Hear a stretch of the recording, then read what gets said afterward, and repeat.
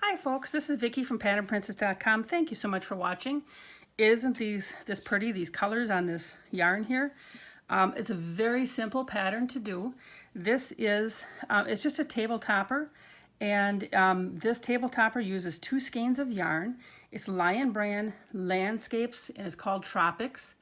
The yarn, it varies all by itself. When I did my first row, it was actually down here. When I did my first row, I actually wasn't sure how long I started. This is where I started, actually, over here, but I wasn't sure how long I was going to make it until I realized that my yarn was going to start to maybe turn color over here. So I made this 78 no chain double crochets long, and I'll show you how to do that in a minute. The reason I did no chain double crochet is because this is going to be a centerpiece of a table.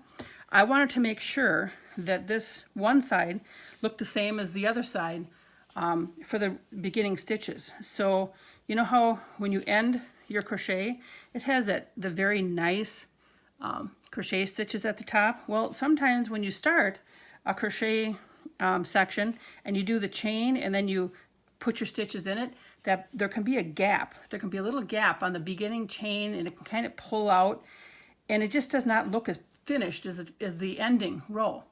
So I use the no chain double crochet when I want to, sometimes when I want to put a border around something, I don't want that end to be like pulled out compared to the rest of the blanket.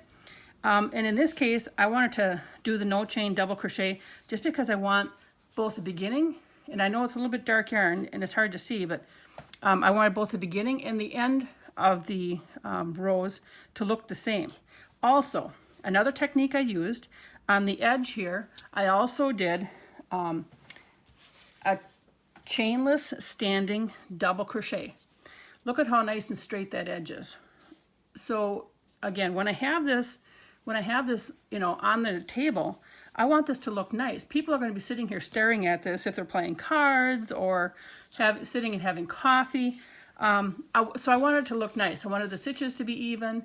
I wanted, you know, I didn't have to do much for changing yarn colors except for changing the yarn. What I was able to get is 13 rows with the 78 no chain double crochet.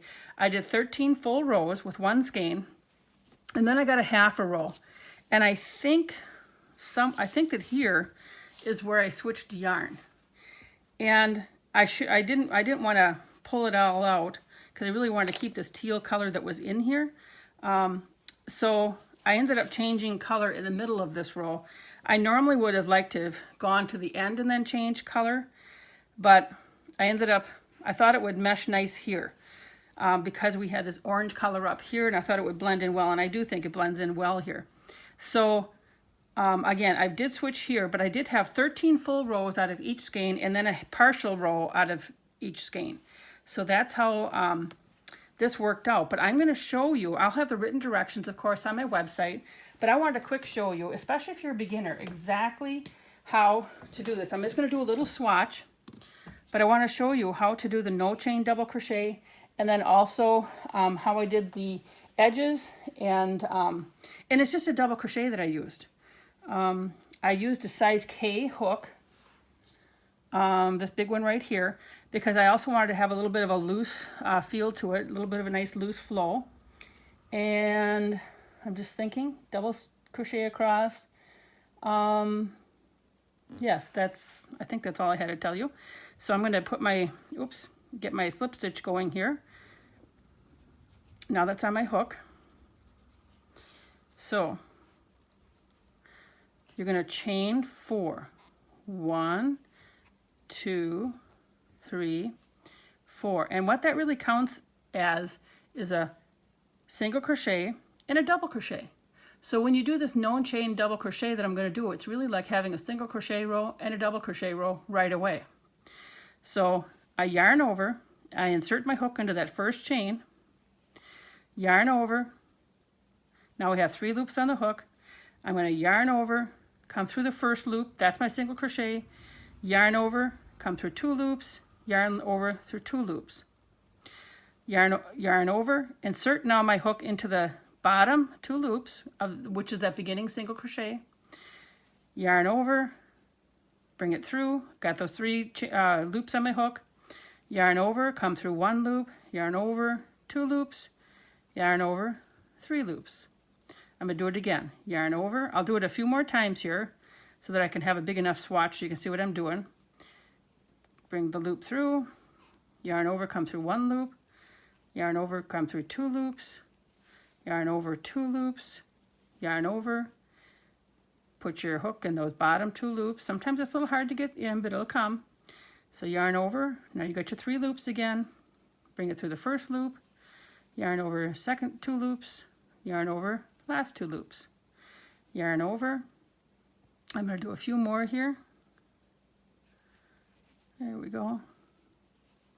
And bring it through 1 and 2 and 2. And then I'm going to show you how this looks, because right now it looks a little bit like it's like not laying now nice, right? Well, I guarantee you it's going to lay nice when I get this done here. It just when you're working it and you're pulling on it, because at first when I first was doing this, I thought I was doing it wrong as well. But then when I realized it's just how I was pulling on it that made it wonky. It straightens out very nice. So I'm not sure how many I have. See, now let me straighten that out. Doesn't that look nice?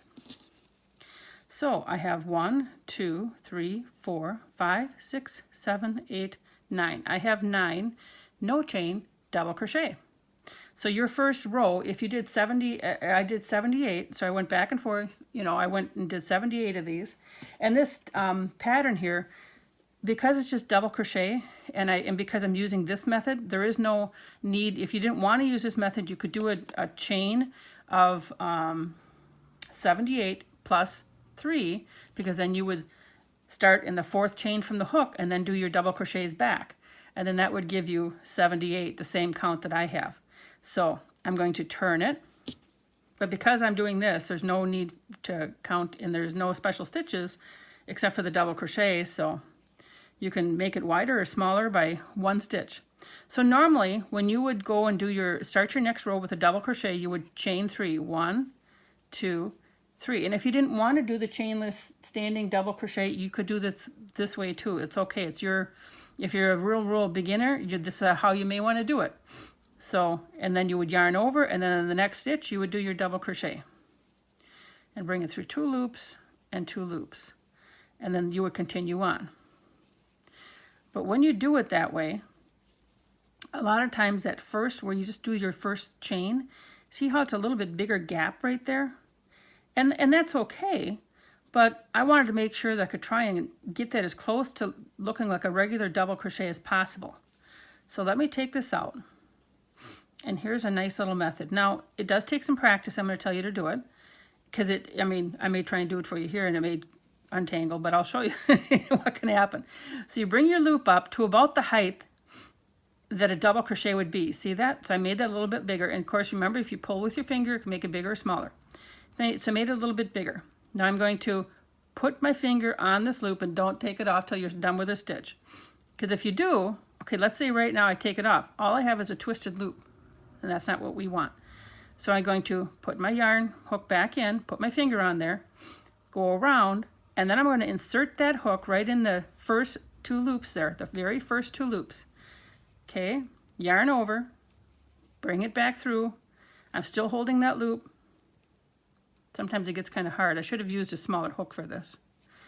All right, I bring it through 2 loops, my finger's still on that loop, and yarn over, and then through 2 loops. And there we have our no chain standing double crochet.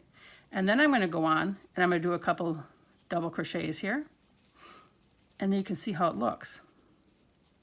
See how that looks a little bit closer? It looks the same. So it's just a nice way to do that stitch. And so when I worked this little table topper, that's what I did. And I'm going to double crochet across. So I yarn over, put my hook in, grab the yarn, bring it through, and go through 2 loops and 2 loops. So that's a double crochet. And the only time that you do your chainless standing double crochet is at the beginning of a row. It's not something I would do in the row. I think it would be a little hard to do it every single row, every single stitch. So And I gotta get my hook in there. All right. And I'm gonna do it one more time here. But this is all I did. I just went back and forth with the double crochet. And, you know, it just, until I ran out of yarn, pretty much. So again, make the loop a little bit bigger. And then bring it around.